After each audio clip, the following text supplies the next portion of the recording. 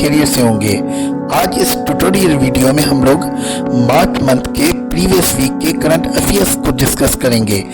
अगर आप लोगों ने अभी तक मेरे चैनल को सब्सक्राइब नहीं किया तो काइंडली मेरे चैनल को सब्सक्राइब कर दें। इस तरह की वीकली आप लोगों को month wise current affair and general knowledge के बहुत सारे क्वेश्चंस देखने को मिलेंगे। Question number